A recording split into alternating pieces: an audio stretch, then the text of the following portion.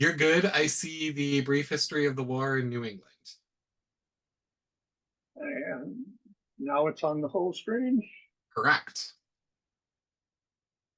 Um, we have this little glick to talk about the early conflicts. And Dave said, let's do something about the King Philip's War. And I took a look at it. And I have to admit something. I'm going to be giving you tonight three different things that I suspect are going to come as complete new content for each one of them. One of them is going to be very straightforward and simple and kind of based on my own personal experience in the Southeast as we're talking about the regional work down there. And we decided to put that into the second half of this session because it's very concrete, it's very straightforward, it's got a lot of photographs in it, but it's got an important message in it. The brief history of the war in New England is a much more complicated question. And I'm going to be perfectly honest that I'm willing to put up I don't know, $100 bounty for any teacher that wants to work with me to figure out how we can actually make this thing work. Because it addresses three different glicks in three different disciplines. It addresses a glick in the civics about how we go about organizing the way we make decisions. It addresses a history glick, and it addresses a reading glick. Because it is about critical reading. So I don't know how much more background I ought to say in the abstract. I'm just going to drop you into a PowerPoint that is not designed for your kids yet. It's kind of designed for you and me so that we can talk about it. And it's about this guy here. He's a Puritan minister at the time, and he published a history of the short war just after the war ended. And you might even ask about why a Puritan minister would be interested in publishing a history of the war, but that's part of what the New England colonies were all about. And that the importance of the church, and particularly the Puritan church, was a part of that. So I'm not sure if you've ever heard of Increase Mather. He was Cotton Mather's father. And they do mention Cotton Mather once in a while. He was a pastor of the North Church in Boston. You know, that's that very famous church that the steeple had the lights that Paul Revere rode from and all of that kind of thing. He was the president of Harvard College for a while, and he was a leader of the Salem witch trials, where they put a whole bunch of women on trial and killed a bunch of them, executed them, beheaded them, hung them. Not, this is a kind of a complicated guy. And I'm going to pull out some quotes from his book because he wrote the first history of a conflict in New England.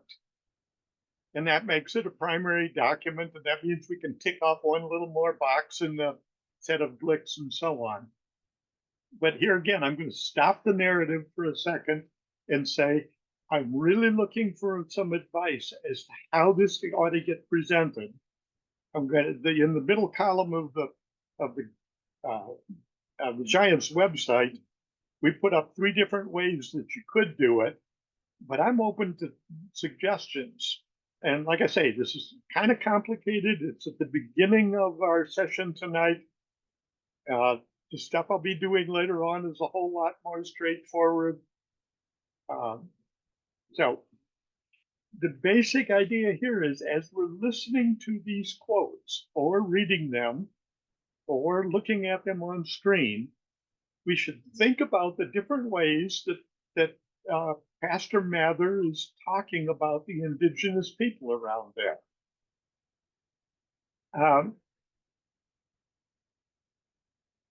It could be a whole class discussion using the presentation or your modified version of the presentation, or we provide you a set of these cards that you can cut apart and you can give to individual students. And their first job is just to figure out what was that person saying back then. It becomes a primary document reading activity. And each one of them is going to have one or two words that's a little bit complicated because I deliberately picked these quotes to do exactly that. Or you could make these a small group project. You could have them report back to the whole group what their quote was about. Like I say, there's a lot of different ways we can do this. So tonight I'm just going to talk about the content here. And one way you could organize the class is to start out by saying, how many different ways could they be describing the native people around them? I put up a list of 5 of them. That one way you could describe the native people is that they're evil enemies. They're going to try to murder us as soon as they can. Another way, which a lot of people came to North America, said these are lost souls. They have not been introduced to their Lord and Savior Jesus Christ, and it is our job as ministers to try to save them. Another way is they're wild beasts. That they're not really people. They're just something that God put here to punish us. Or you could describe them as victims. Their land was stolen from them, and they've been hurt. Or you could just say they're savages, that they should be moved away. Or you could have them add. You could ask your kids to add to that list. I mean, another thing that they might say about the native people is they're trading partners. They're people that we're going to go and we're going to sell them things. Mather didn't happen to mention that. So, like I say, you could put this list up at the beginning, or you could go right into the readings and then ask each one of them how they think that Reverend Mather is talking about it. Because Reverend Mather turns out to be kind of schizophrenic here. So with that, consider this quote on page 5. The pious and main design of the fathers of our colony is to propagate the gospel, to spread the message of Jesus Christ among these Indians, and that the salvation of some of their souls is worth the labors of many of us. How are they describing the native people here? He seems to think that are they enemies? Are they savages? Are they people to be saved? Now, one of my questions is this too tough a question for 5th grade, or is this one right on? I ran it very briefly in New York, but it was with a strange population. It happened to have been a group of literally a Jewish school in Williamsburg area. Do you think this thing would work like this? I can use some advice about that. In the meantime, on page 12 of his history, he says, at the conclusion of the day of humiliation, I think that's kind of interesting all by itself, that the Puritans would have a festival called the Day of Humiliation. The Indians fired off their guns. Discharged a volley of shot might actually be a little bit of a problem for a 5th grader, and that's part of what we want to tell them with the primary document, is that people do use different words back in the old days. But they killed one of us and they wounded others. So we sent 2 of our people to go find a doctor, and the Indians killed them. And that's how Mather said the war began. And then you want to ask your kids, how are they describing the Indians? Are they describing them as souls to be saved, as wild beasts, or as killers and terrorists? What are they saying? So on page 13, the Indians killed a man as he was traveling on a road. No one can doubt the justness of our cause, since the enemies did shed the blood of one of ours before we did anything to offend them. This is, I think, a really weird statement. considering that the English colonists had stolen almost all of the good land near the ocean and the Connecticut River Valley by now. But it is a mindset of what the Puritans were all about at the time. On page 24, he said, "We must make a reformation. Many of our sins are grown, especially intolerable pride in clothes and hair." And there I thought I better just define that. He went on for almost a page and a half to explain how evil it was that women were actually making their hair curly. And there's so many taverns in Boston and so many false worshipers among us. And now the day is come when the Lord is fulfilling his word. I will send wild beasts among you who shall rob you of your children, destroy your cattle. And if you're not going to pay attention to this, I'm going to have them destroy your churches. Now, how is he describing the native people around him? The fact is, he spent a lot of time preaching that the Indians were just beasts and that God had created them specifically to punish the Puritans for their sins. And then on page 35, he goes on to say there were a bunch of Indians in a fort near Narragansett. Although it was the Sabbath, we decided to attack them anyway. About 80 of them fought very well, but we at last beat them out of their fort. There were hundreds of their houses within the fort, so we set them on fire. Many old women, men, children, nobody knows how many hundreds were burned to death. I think maybe not less than 1,000 Indians died at the time. Okay, a quick card on history. After that massacre, more Indian tribes joined King Philip's war. More British towns were burned. Hundreds of refugees fled and came back to Boston and to the safe towns. Then the Mohawk tribe in New York attacked the Indians from the back. They joined the war on the side of the British. Many of King Philip's allies quit, and he was killed by another Indian, and the war ended.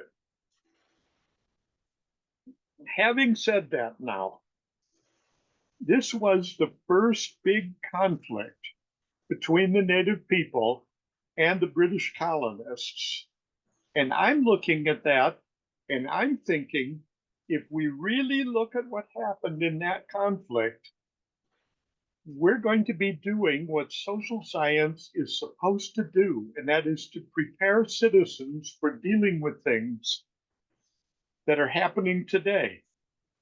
How do we describe what happened in Israel when Hamas attacked? Were they terrorists? Were they enemies? Were they righteous people that were simply defending, that in some ways, King Philip's War is almost a perfect microcosm for what's happening in Ukraine right now. And the news at that time was just as complicated as the news is today. So hold up your finger. How many of these different ways did Reverend Mather describe the Indians? There's 5 things on the list there. Just hold up, 1, 2, 3, 4, 5. How many of those different ways?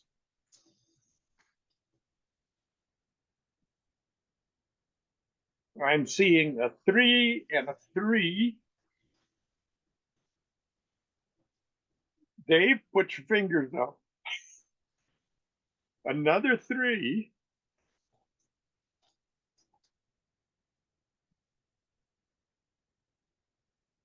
The irony is, the only way he did not describe the Indians was the way the Indians would have described themselves, and that is victims who have had their land stolen from them and decided to fight back.